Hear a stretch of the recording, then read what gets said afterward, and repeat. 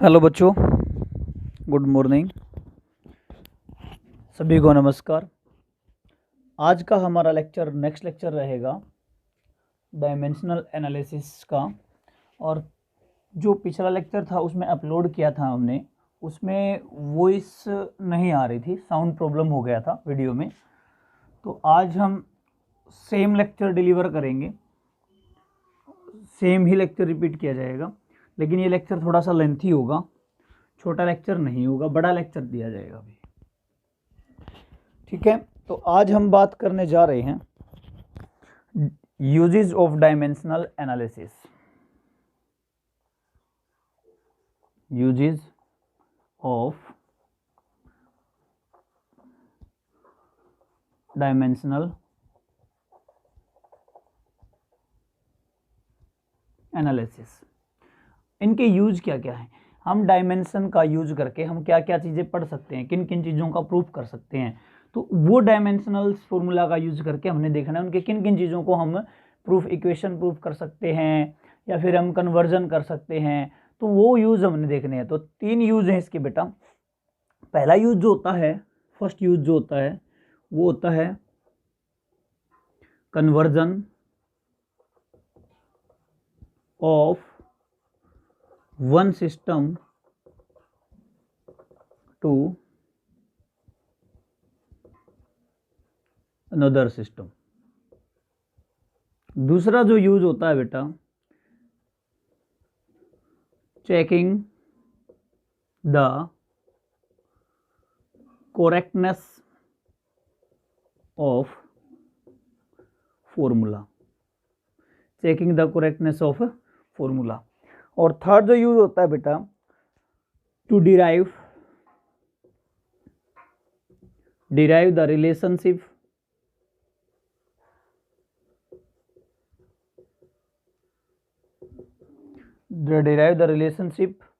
between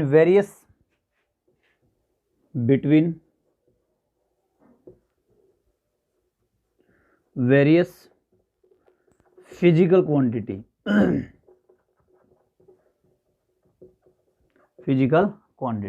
ये 3 use हैं। पहला है आपने क्या करना सीखना है, कन्वर्जन। किसकी हेल्प से? डायमेंशन की हेल्प से हम कन्वर्जन करना सीखेंगे।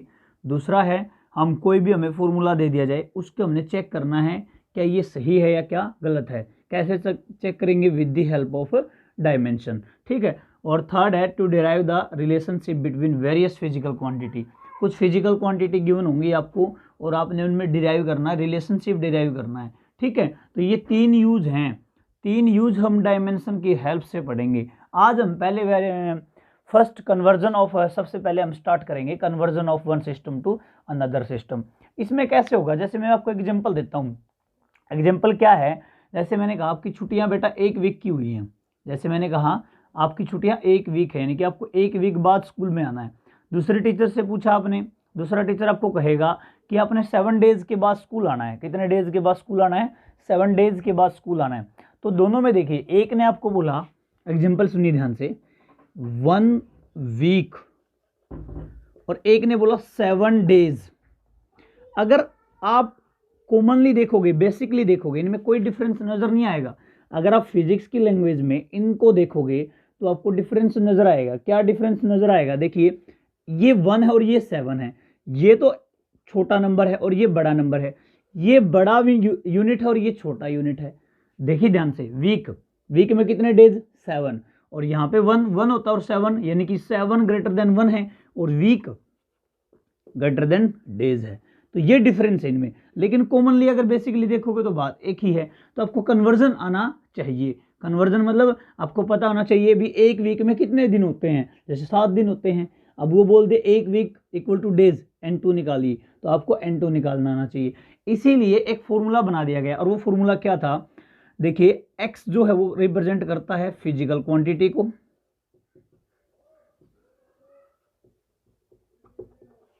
ठीक है, और x इक्वल टू NU।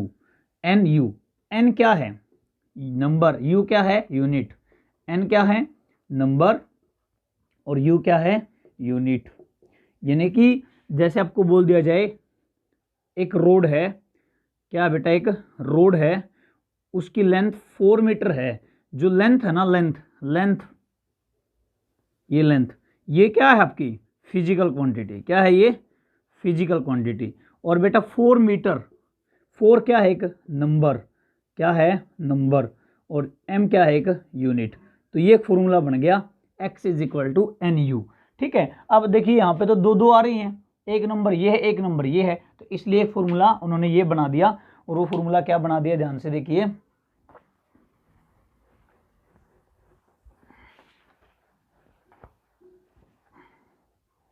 वो फॉर्मूला बना दिया x = N1U1 और = N2U2। अब देखिए ये था 1 वीक और ये क्या था 7 डेज। तो एक ये फॉर्मूला बन गया।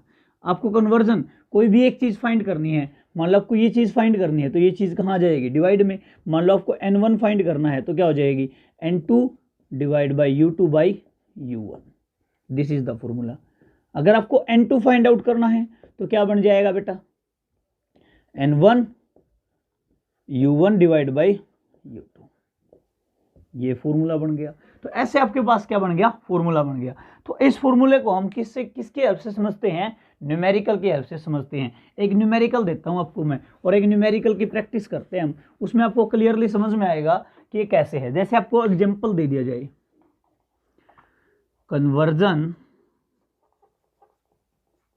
ऑफ या कन्वर्ट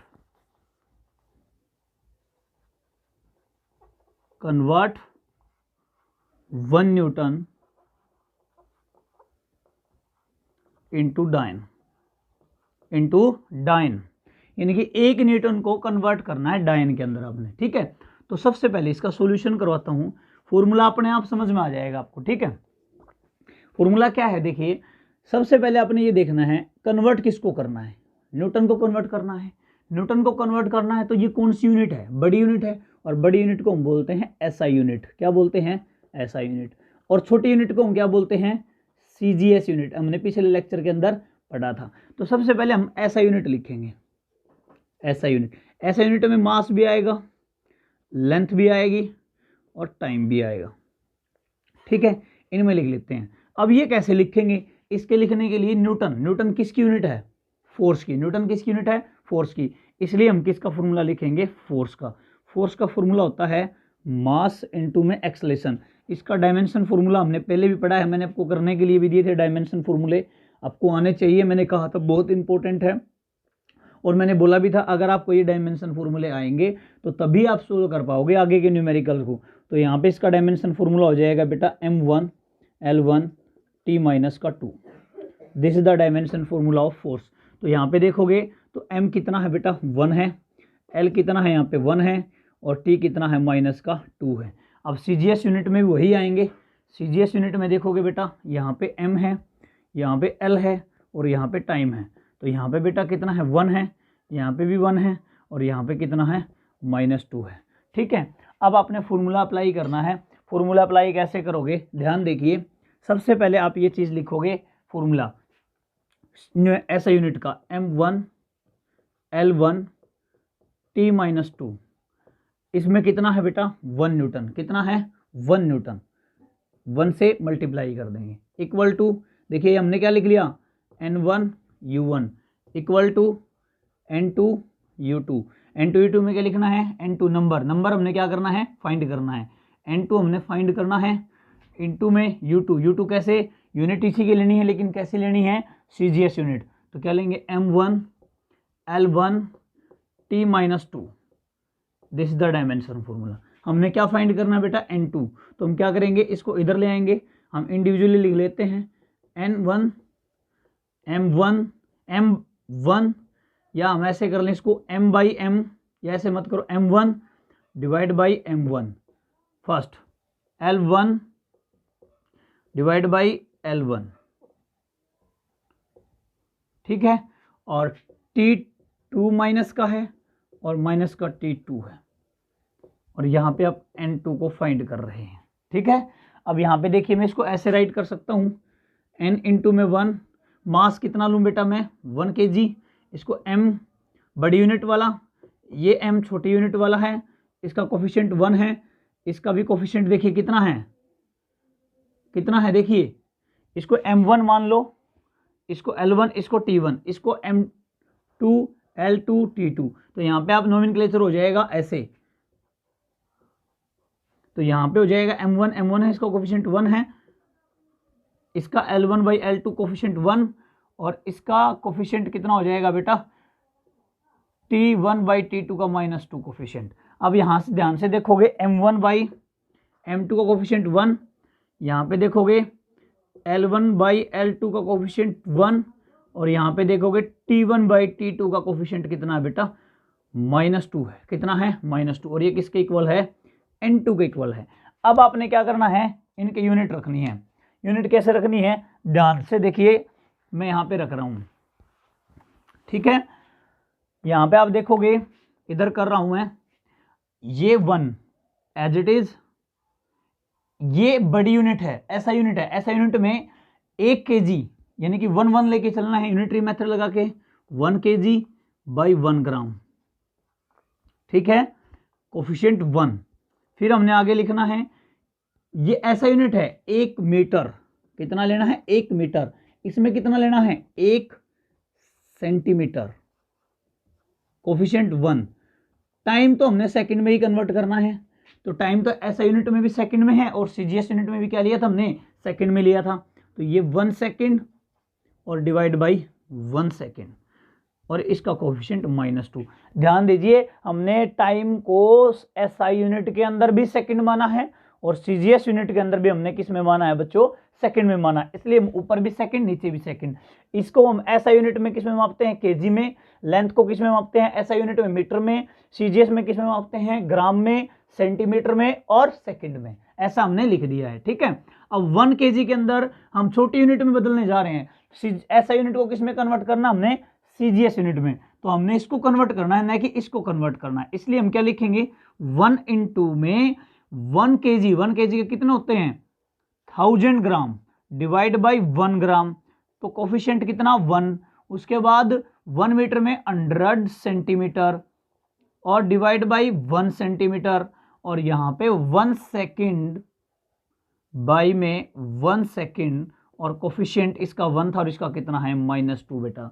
अब देखिए, इसको हम ऐसा लिख सकते हैं, 1 × में 10⁻3 डिवाइड बाई 1 × में इसका कोफिशिएंट 1 है तो कोई चक्कर नहीं है, 1 का कोफिशिएंट पावर 1 है तो वही रह जाएगी, और इसको लिख सकते हैं हम 10⁻2 पावर 1 है डिवाइड बाई 1, और ये 1/1 × में 1, कोई दिक्कत नहीं है। तो यहाँ पे हम इससे ऐसा डायरेक्ट लिख लेते हैं, तो 1 से मल्टीप्लाई करोगे कोई प्रॉब्लम नहीं आएगी, आप सभी को पता है मैथमेटिक्स का। तो यहाँ पे जब बेस सेम है तो पावर क्या हो जाती है बेटा, ऐड, तो ये बन गया 10⁵ डायन, क्या बन गया, डायन। तो आप लिख सकते हो हेंस 1 न्यूटन इक्वल टू 10⁵ डायन। अब यहाँ पे बेटा कोई भी नंबर हो सकता है, अब मैंने 1 न्यूटन लिया, हो सकता है वो कह दे कि 10 न्यूटन किसके बराबर होगा, कितने डायन के बराबर होगा, तो आराम से हो जाएगा, यहाँ पे 1 की जगह कितना आ जाएगा, 10 आ जाएगा, एक और जुड़ गया तो यहाँ पे कितना बन जाएगा, 6 बन जाएगा। हो सकता है वो आपको ये बोल दे कि 100 न्यूटन बताइए, तो 2 जुड़ जाएगा, यहाँ पे 7 हो जाएगा। आपको ये बोल दे 1000 न्यूटन बताइए कितने डायन के बराबर होगा, तो सिंपल सी बात है 3 जुड़ जाएगा, 8 हो जाएगा। तो आपको समझ में आना चाहिए, बेसिकली फॉर्मूला कंसेप्ट समझ में आना चाहिए कि इस न्यूमेरिकल को सोल्व कैसे किया गया है। आपको ये नहीं देखना कि आपने इसको क्रैम कर लिया, रट्टा लगा लिया कि सर ने ऐसे किया, आपको ये समझ में आना चाहिए इस चीज को यहाँ पे ऐसे किया गया है, इसकी जगह और वैल्यू भी आ सकती है, कोई दूसरी वैल्यू भी गिवन हो सकती है। जैसे मैं एक न्यूमेरिकल और करवाता हूँ, ठीक है, वो एनर्जी का न्यूमेरिकल करवाता हूँ आपको। किसका न्यूमेरिकल कराता हूँ, एनर्जी का।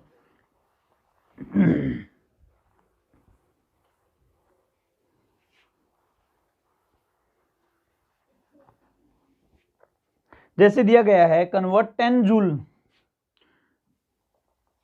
एग्जांपल है कन्वर्ट 10 जूल टू अर्ग by using dimension एनालिसिस या फॉर्मूला। आपने अब क्या करना है बेटा, 10 जूल को कन्वर्ट करना है किसके अंदर, अर्ग के अंदर कन्वर्ट करना है। अर्ग सीजीएस यूनिट होती है और ये होती है एसआई यूनिट। आप वैसे भी लिख सकते हो, मैंने सिंपल मेथड आपको बता दिया था, ऐसे ऐसे करना है, ठीक है। अगर आप वो बहुत लेंथी हो जाएगा तो मैं इसको डायरेक्ट कर रहा हूँ, ठीक है, इसको ध्यान देना है। सॉल्यूशन, इसके अंदर क्या करना है, सबसे पहले बेटा जूल किसकी यूनिट है, ये देखो जूल है वर्क की यूनिट, तो सबसे पहले आप लिखोगे वर्क का फॉर्मूला। वर्क का फॉर्मूला होता है फोर्स इनटू में डिस्प्लेसमेंट। इसका फॉर्मूला डायमेंशन फॉर्मूला बन गया m1 L1 T-2 और इनटू में L1। L1 और L1 मल्टीप्लाई में है तो जुड़ जाएगा, ठीक है, पॉजिटिव है तो बन गया इसका फॉर्मूला m1 L1 L2 और T-2। This is the dimension formula of work. अब सबसे पहले मैंने डायमेंशन फॉर्मूला राइट किया है, उसके बाद आपने क्या करना है, उसके बाद देखिए आपने क्या करना है, तो डायमेंशन फॉर्मूला में निकल गया। अब हमने कन्वर्ट करना है, कितने क्या करना है, कन्वर्ट। तो सबसे पहले आप क्या लिखोगे, इधर लिखोगे N1 U1 equal to N2 U2। N2 निकालना है तो सबसे पहले ये SI में है और हमने ये किस में कन्वर्ट करना है, CGS में कन्वर्ट करना है, तो कोई दिक्कत नहीं है। डायमेंशन फॉर्मूला क्या है हमारा, N1 कितना है हमारा, N1 है 10, याद रखना। तो M1 L1 और T1, L1 M की 1, इसका कोफिशिएंट कितना 1, इसका कोफिशिएंट 2 और इसका कोफिशिएंट -2, ठीक है। तो यहाँ पे हम लिख भी देते हैं 1 2 -2, आपने ऐसे ही लिख लेने हैं, ठीक है। इसी प्रकार यहाँ पे लिखोगे M2 L2 T2, कोफिशिएंट 1 2 और -2, ऐसे लिख लिया सबने। उसके बाद हमने इसको ऐसे करना है, ठीक है। यहाँ पे लिखोगे M1 L1 T1 1 2 -2, मल्टीप्लाई में कितना करना है 10, ठीक है, कोई दिक्कत। यहाँ पे वैल्यू रखोगे बेटा M2 L2 T2, इसका कोफिशिएंट 1, इसका कोफिशिएंट 2 और इसका कोफिशिएंट -2। ये कहाँ से आ रहे हैं, डायमेंशन फॉर्मूला से आ रहे हैं, मैंने अभी निकाल के दिखाया था आपको, ठीक है। अब आपको निकालना कौन है, इनटू में N2 फाइंड करना, तो इस टर्म को कहाँ ले आओ, डिवाइड में, तो ये बन जाएगा 10 इनटू में M1 डिवाइड बाई M2 और कोफिशिएंट 1, ये बन जाएगा L1 डिवाइड बाई L2, इसका कोफिशिएंट 2 और ये बन जाएगा T1 बाई T2, इसका कोफिशिएंट कौन बन जाएगा बेटा, -2, ठीक है। इसको आगे कर रहे हैं, अभी हमने इसको किस में लिखना है, SI में। तो M1 को क्या लिखेंगे हम, 1 kg divide by 1 gram, multiply में 10 है ही। लेंथ को क्या लिखेंगे, 100 सेंटीमीटर डिवाइड बाई 1 सेंटीमीटर। उसके बाद टाइम को क्या लिखेंगे हम, 1 सेकेंड डिवाइड बाई 1 सेकेंड, ऐसा लिखेंगे। अब इसका कोफिशिएंट 1 है तो 1 लिखेंगे, इसका कोफिशिएंट 2 है तो 2 लिखेंगे और इसका कोफिशिएंट -2 है तो -2 लिखेंगे। अब इसको ऐसे कन्वर्ट करेंगे तो 10 इंटू में इसको क्या लिख सकते हैं, 1000 बाई 1 यहां पे लिखना था हमने इसको, सॉरी यहीं पे लिखना था, तो ये हो गया 100 बाई 1 2 और ये 1 सेकेंड डिवाइड बाई 1 सेकेंड, तो ये बन गया -2। अब इसको क्या लिखा जा सकता है, इसको लिखा जा सकता है 10 इंटू में 10 की पावर 3 इंटू में 10 की पावर 2 का स्क्वायर करोगे तो 4 हो जाएगा और इंटू में 1, ठीक है। तो बेटा देखिए बेस सेम है, बेस क्या है, सेम, तो ये कितना हो जाएगा बेटा 10 टू पावर 8, इसकी पावर 1 है, इसकी पावर कितनी है 1, तो 4 3 7 और 1 8, तो ये क्या आ गया 10 टू पावर 8। यानी कि आपका मतलब है, आपसे पूछा गया था कि 10 जूल बताइए कितने अर्क के बराबर, तो आप बोलोगे 10 टू पावर 8 अर्क के बराबर है।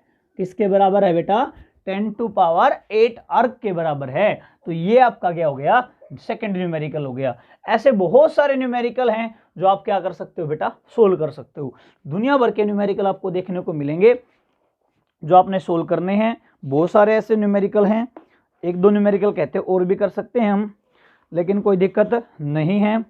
नेक्स्ट है हमारा है checking the correctness of given physical relation, checking the correctness. Next हमारा यूज आ जाता है बेटा, अब देखिए इनके आपके एनसीईआरटी बुक में भी न्यूमेरिकल मिलेंगे, प्रदीप की बुक में भी न्यूमेरिकल मिलेंगे, दिनेश की बुक में भी न्यूमेरिकल मिलेंगे, एचसी वर्मा बुक में भी न्यूमेरिकल मिलेंगे, इरोडो में भी मिलेंगे, आईआईटी जेईई नीट के अंदर भी, मेंस के अंदर भी, पीएमटी के अंदर भी, जितने भी आपके एग्जाम होते हैं हर जगह इसके न्यूमेरिकल मिलेंगे, चाहे वो बेसिक लेवल हो चाहे वो कॉम्पिटिटिव एग्जाम का लेवल हो। हर कोई भी आपका लेवल है, हर लेवल के अंदर एक न्यूमेरिकल इस चैप्टर से 100% सेटअप होता है। तो इसलिए ये चैप्टर बच्चों बहुत ही ज़्यादा क्या है, इंपॉर्टेंट है, इसको अच्छे से क्लियर करना है, ठीक है। इसलिए मैं आपको बहुत आराम से न्यूमेरिकल बता रहा हूँ। क्लियर है ना सब बच्चों को? अगर क्लियर है, जो भी आपको डाउट है वो डाउट आपका कमेंट में आना चाहिए। अगर आपको वीडियो अच्छी लगी है तो उस पर भी कमेंट किया करो, लाइक किया करो। चैनल जो जितने बच्चे आप वीडियो देखते हैं उसको लाइक तो जरूर किया करो अगर आपको समझ में आ रहा है, ठीक है ना। नेक्स्ट हमारा आ जाता है बेटा checking the correctness of A given physical relation. Next use है हमारा चेकिंग द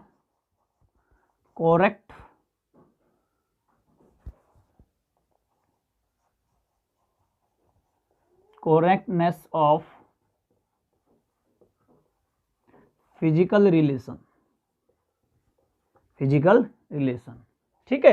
तो हमने चेक करना है। अब इसमें क्या लगेगा बच्चों, इसमें लगेगा एक principle of homogeneity.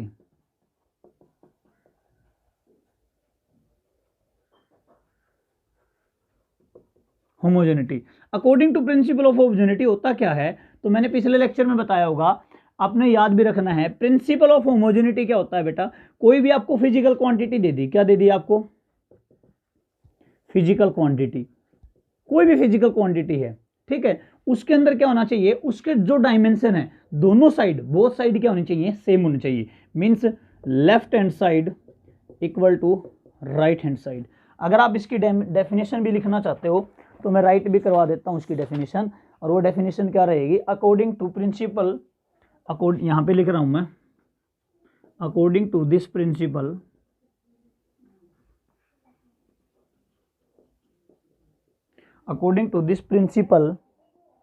the dimension of fundamental quantity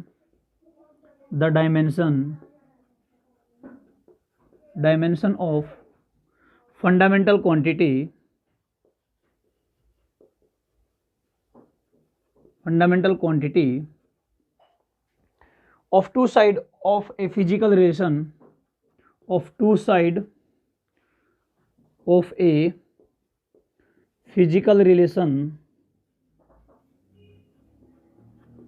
must be same तो left hand side equal to right hand side, यानी कि यही चीज मैंने यहां पे लिखी है, ध्यान से देखो। According to this principle the dimension of fundamental quantity, जो भी फंडामेंटल क्वांटिटी हम लेंगे of to physical relation must be same, दोनों साइड के जो रिलेशन होंगे वो क्या रहने चाहिए, सेम रहने चाहिए। तो वो जो प्रिंसिपल उसको बोलते हैं हम प्रिंसिपल ऑफ होमोजेनिटी। और जो हम ये इसके न्यूमेरिकल करेंगे ना, इसी के ऊपर करेंगे, इसके ऊपर बेस है आपका checking the correctness of formula of physical relation. अगर कोई भी आपको फॉर्मूला दे देगा वो, अगर उसके डायमेंशन दोनों साइड क्या मिलते हैं आपको, अगर राइट मिलते हैं तो वो क्या मिलेगा आपको, डायमेंशनली करेक्ट मिलता है, तो सिंपल सी बात है वो फॉर्मूला सही है। अगर उसके डायमेंशनली करेक्ट नहीं मिलते हैं तो हम क्या बोलेंगे, वो डायमेंशनली करेक्ट नहीं है, मतलब वो फॉर्मूला गलत है, ठीक है। तो आइए कुछ न्यूमेरिकल्स करते हैं और न्यूमेरिकल से आपको समझ में आएगा क्या वो सही है क्या वो गलत है, ठीक है। तो यहाँ पे देखिए न्यूमेरिकल है, आपको एक फॉर्मूला दे दिया गया, मान लो आपको फॉर्मूला दे दिया गया T is equal to 2π√L/g, और ये फॉर्मूला किसका है बेटा, ये फॉर्मूला है टाइम पीरियड ऑफ पेंडुलम, मतलब एक पेंडुलम है और उसको एक वायर से ऐसे बांध दिया गया है, यानी कि उसकी जो बोब है, इस बोब को, और ये बोब ऐसे कभी ऐसे जा रहा है तो ये ऑसिलेट कर रहा है, और इस ऑसिलेशन का टाइम पीरियड होता है T is equal to 2π√L/g। ये एक फॉर्मूला होता है। इसमें जो L होती है बेटा वो होती है लेंथ, G जो होती है बेटा वो होती है ग्रेविटी, या बोल सकते हैं हम इफेक्टिव ग्रेविटी, और जो 2π होता है बेटा वो होता है एक कांस्टेंट और जो टी होता है ना वो होता है आपका टाइम पीरियड। टाइम पीरियड का मतलब एक बार इधर गया और एक बार इधर आया, मतलब जैसे ऐसा, ये एक साइकिल कंप्लीट की इसने, देखिए एक साइकिल क्या कर लिया कंप्लीट। ऐसा नहीं है कि यहां से यहां तक का टाइम, ये टाइम नहीं, यहां से यहां तक वापस, यहां से चला था इसी लाइन एक्स एक्सिस पे वापस आ गया, ये गया वापस आया, देखिए यहां से ये गया फिर वापस आया, यहां से ये गया फिर वापस आया, तो ये टाइम पीरियड है। इस टाइम पीरियड का फॉर्मूला होता है t is equal to 2π√L/g। L क्या है, ये इसकी लेंथ होती है, ये L होती है। ग्रेविटी क्या होती है, इसके ऊपर ग्रेविटी जो काम कर रही है, यहाँ पे ग्रेविटी अलग होगी, यहाँ पे ग्रेविटी अलग होगी, यहाँ पे ग्रेविटी अलग होगी, तो इसलिए मैंने क्या लिखा इफेक्टिव ग्रेविटी। टी क्या है हमारा, टाइम पीरियड है। तो हमने ये चेक करना है क्या ये डायमेंशनली ये फॉर्मूला करेक्ट है या नहीं है, ठीक है, इसके बारे में हमने डिस्कस करना है। तो आइए हम फॉर्मूले के हिसाब से डिस्कस करते हैं। सबसे पहले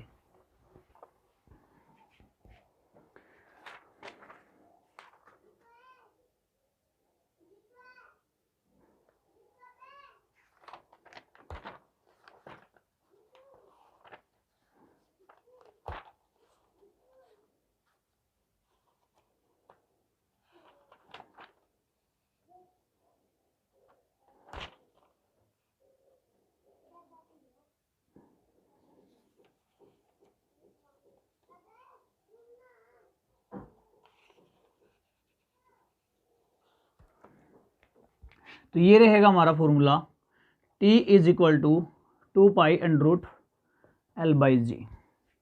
अब देखिए सब, ये आपकी लेफ्ट हैंड साइड है और ये आपकी क्या है बच्चों, राइट हैंड साइड है। ये आपकी लेफ्ट हैंड साइड और ये क्या है, राइट हैंड साइड। हम जानते हैं कि 2π के कोई डायमेंशन नहीं होते, 2π के डायमेंशन नहीं होते, और अगर 2π के डायमेंशन नहीं होते तो इसके डायमेंशन आपने निकालने भी नहीं है, इसको छोड़ दो। तो हमारे पास क्या बच गया, t is equal to √L/g। हमने क्या करना है, एक L के डायमेंशन लिखने हैं, एक G के डायमेंशन लिखने हैं, और फिर हमने देखना है मैच करके देखना है क्या डायमेंशन आ रहे हैं क्या नहीं आ रहे। सबसे पहले हम लेफ्ट हैंड साइड के डायमेंशन निकालेंगे। किसके निकालेंगे, लेफ्ट हैंड साइड के। तो लेफ्ट हैंड साइड का टाइम दिया है तो इसका डायमेंशन मैं लिख सकता हूँ m0, L0 और t1। अब इसका क्या लिखूंगा मैं, ग्रेविटी। ग्रेविटी का सबसे पहले आपने लिखना है g।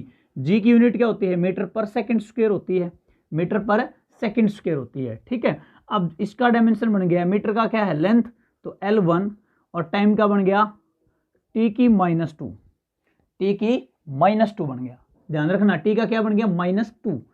क्लियर है सबको। अच्छा, तो यहाँ पे हम लिखेंगे अंडर में L का तो सीधा डायरेक्टली L1 हो जाएगा, और ग्रेविटी का क्या बन गया L1 और t की -2, ठीक है। अब एक L1 ये है, इनको ऊपर लेके जाओ, तो यहाँ पे लिखेंगे m0 L0, मतलब m0 L0 है, तो यहाँ पे तो इनका कोई मतलब है ही नहीं, तो सीधा हम क्या लिख सकते हैं, T1 है।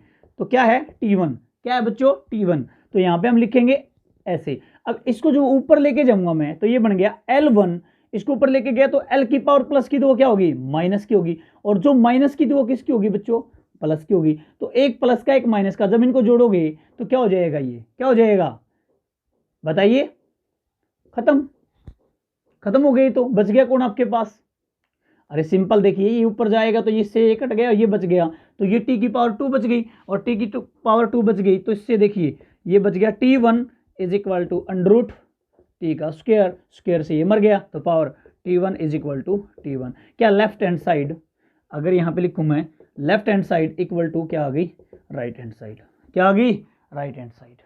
तो हेंस हम कह सकते हैं कि ये फॉर्मूला क्या है, करेक्ट है। क्या है, करेक्ट। देखिए टी टी बराबर आ रहे हैं तो डायमेंशनली दोनों के बराबर आ रहे हैं, तो ये क्या बच्चों, करेक्ट है।